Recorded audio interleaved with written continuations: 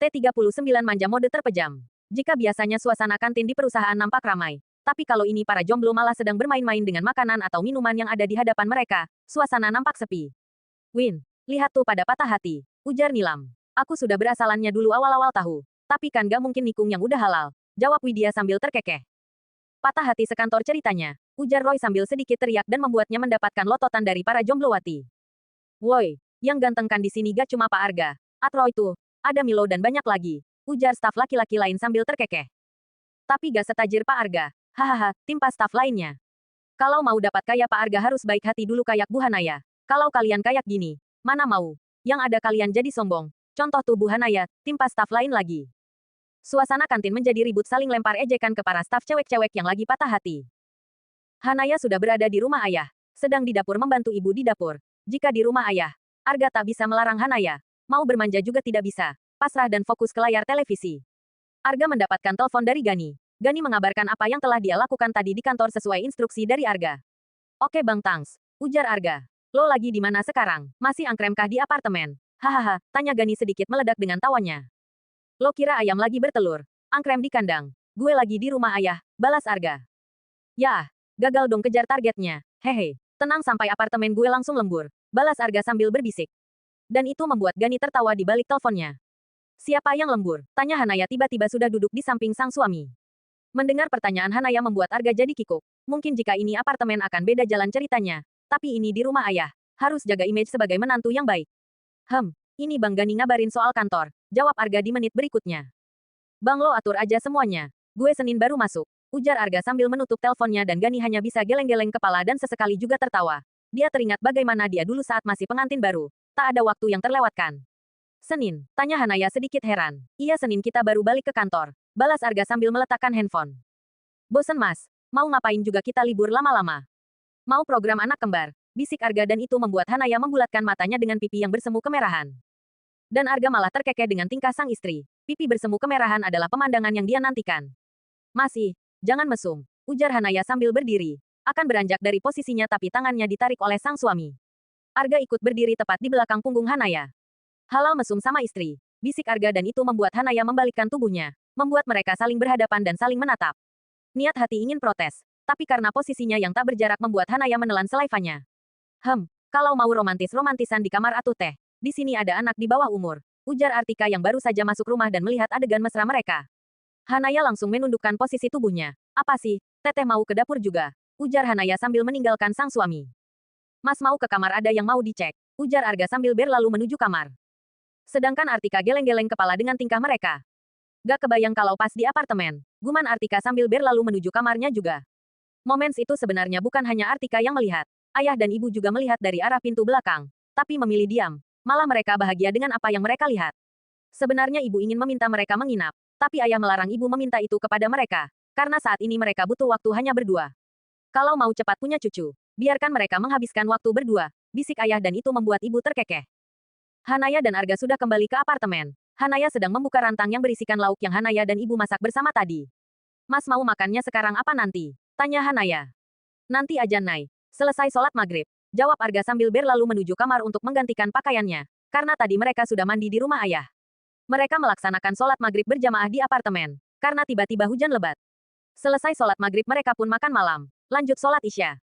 Saat ini Hanaya sedang di dapur menyeduh kopi untuk sang suami yang sedang fokus pada layar televisi.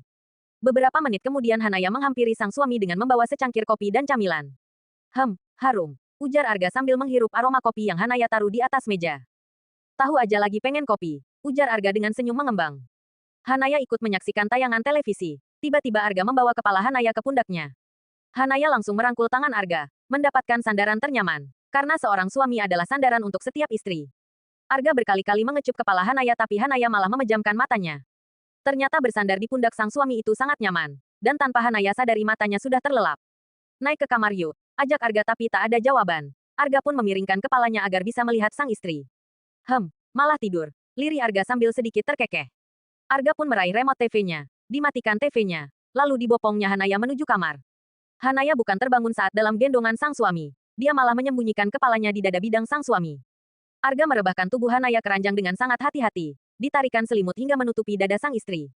Niat hati ingin beranjak, tapi tangannya ditahan oleh Hanaya. Dan itu Hanaya lakukan tanpa sadar. Dibelainya kepala Hanaya. Mas ke kamar mandi sebentar ya. Sebentar aja kok, lirih Arga. Senyum mengembang tak surut dari sudut bibirnya. Dia sangat bahagia dengan tingkah manja sang istri. Sekalipun Hanaya melakukan itu tanpa sadar dengan mata terpejam. Sepertinya pergulatan mereka tadi malam cukup melelahkan. Entah bagaimana ceritanya tapi tadi malam mereka melakukan ibadah itu lagi. Seperti kata Arga ke Gani bahwa saat di apartemen dia akan lembur. Hanaya menggeliat. Dikuceknya matanya berkali-kali. Dilihatnya jam dinding tapi masih samar-samar karena lampu masih mode lampu tidur. Diraihnya handphonenya. Matanya membulat sempurna saat melihat angka jam yang tertera. Arga sudah telat jika harus ke masjid. Sepertinya ada lelah perjuangan mereka membuat tidur mereka sangat nyenyak. Diletakkannya handphone ke Venakas lagi. Hanaya langsung bangun dari tidurnya menuju kamar mandi dan langsung mandi wajib. Mas bangun. Sambil menepuk-nepuk pipi Arga saat Hanaya sudah selesai mandi. Bahkan sudah mengganti pakaiannya. Dehem Arga. Bangun mas. Buruan mandi. Naya udah siapkan air hangat. Sebentar lagi. Lirih Arga dengan mata terpejam. Diraihnya tangan Hanaya yang menepuk wajahnya. Mas udah gak terkejar nanti subuhnya. Hayuk bangun. Ujar Hanaya sambil menarik tangan sang suami. Ngantuk Nay. Emang jam berapa sih? Masih dengan mata terpejam. Hampir jam 5 mas. Ayuk buruan. Air hangatnya udah siap. Jawab Hanaya sambil menarik tangan Arga lagi. Rasa kantuknya seakan hilang seketika. Arga pun langsung berhambur ke kamar mandi. Ruang mandi kan ruang wudhu Arga bedakan jadi Hanaya bisa langsung mengambil wudhu saat Arga sedang mandi. Mereka pun langsung melaksanakan sholat subuh. Dan saat selesai Arga malah merebahkan kepalanya di pangkuan Hanaya. Mas, udah siang. Arga tak mempedulikan ucapan Hanaya. Dia malah meraih tangan Hanaya. Lalu digenggamannya di atas dada. Hanaya pasrah dan hanya bisa geleng-geleng. Simba izin gak datang. Kita pesan online aja ya sarapannya, ujar Arga dengan mode terpejam. Naya bisa masak mas. Kenapa harus pesan online? Gak boleh kemana-mana. Tetap di sini. Balas Arga tak ingin ada penolakan. Kan cuma sebentar. Gak lama kok masaknya, ujar Hanaya tapi Arga malah menggeleng. Arga tiba-tiba bangun dari tidurnya. Tetap di situ aja. Tita Arga sambil berjalan di atas nakas. Tapi Hanaya tak mengindahkan titah sang suami. Hanaya malah bangkit. Membuka mukenanya lalu sajadah yang mereka pakai. Nay, protes Arga tak terima Hanaya malah bangun dari posisi duduknya. Dan Hanaya malah hanya mengangkat kedua bahunya. Hanaya lalu membuka gorden yang masih tertutup. Membuat cahaya matahari bisa masuk ke kamar mereka. Nay, protes Arga lagi. Dan Hanaya malah nyengir kuda dengan tingkah Arga yang nampak ngambek. Arga pun duduk di tepi ranjang dengan wajahnya yang masam. Dan Hanaya masih sibuk merapikan kamar. Rasanya ingin tertawa dengan ekspresi yang Arga berikan. Tapi Hanaya menahannya. Walau dengan wajah masam, Arga tetap memesan menu untuk sarapan mereka. Kamar sudah rapi sudah disapu dan kini Hanaya langsung menghampiri sang suami. Duduk tepat di sebelah sang suami. Kalau udah rapi, udah bersih kan enak. Ujar Hanaya dan Arga terdiam hanya melirik sekilas ke Hanaya.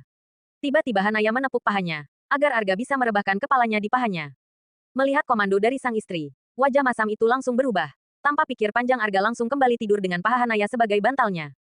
Arga tidak sekedar merebahkan kepala di paha Hanaya. Kali ini dia malah membenarkan kepalanya di perut datar Hanaya. Mas geli, STTT. Mas itu lagi doa. Semoga Arga Junior atau Hanaya Junior segera hadir di sini. Balasnya sambil mengelus perut Hanaya. Amin. Balas Hanaya mengaminkan. Ting tong. Tiba-tiba terdengar suara bel pintu apartemen mereka. Mas ada yang datang tuh. Kayaknya kurir yang antar sarapan kita. Ya udah kamu ke dapur langsung aja. Biar mas yang ambil orderannya. Ujar Arga dan Hanaya menganggukkan kepalanya. Mereka pun keluar dari kamar. Arga menuju pintu dan Hanaya menuju dapur untuk menyiapkan piring dan lainnya. Hanaya tak lupa membuatkan Arga teh hangat. Saat sudah menerima pesanan dan juga membayarnya, Arga pun menuju dapur. 2 bungkus bubur ayam dan 1 soto menjadi menu sarapan yang Arga pesan pagi ini. Hanaya pun menuang bubur dan soto ke mangkuk. Mas gak tahu mau pesan apa. Jadi mas pesan ini. Suka gak? Tanya Arga. Suka kok mas. Nih teh hangatnya. Balas Hanaya sambil menyodorkan teh hangat. Mereka pun memulai sarapan mereka. Ada yang membuat Arga terfokus pada kegiatan Hanaya. Hanaya sebelum makan menyingkirkan semua kadang yang ada di bubur ayam itu. Kenapa gak suka kacangnya? Tanya Arga. Naya gak makan kacang mas. Naya alergi sama kacang. Jawab Hanaya dengan senyuman. Astagfirullah Nay. Mas gak tahu. Apa mau makan sotonya aja? Tanya Arga dengan rasa sesal karena tidak tahu sang istri ada alergi kacang. Gak apa-apa mas. Namanya mas gak tahu. Lagian kacangnya gak banyak. Jadi masih bisa sih pilih. Balas Hanaya meyakinkan sang suami bahwa dia tidak masalah. Arga pun ikut memilih kacang dan ditaruhnya ke mangkuknya. Dan Hanaya tersenyum sumringah melihatnya. Kita harus tulis apa yang gak kita suka. Apa yang kita suka. Dan apa yang boleh kita lakukan atau gak boleh konsumsi, ujar Arga. Naya cuma alergi kacang kok mas. Yakin gak ada yang lain? Tanya Arga memastikan. Ada sih sebenarnya. Jawab Hanaya. Apa itu? Tanya Arga. Sarapan aja dulu ya. Nanti Naya jawab. Sekarang aja. Jangan buat mas penasaran.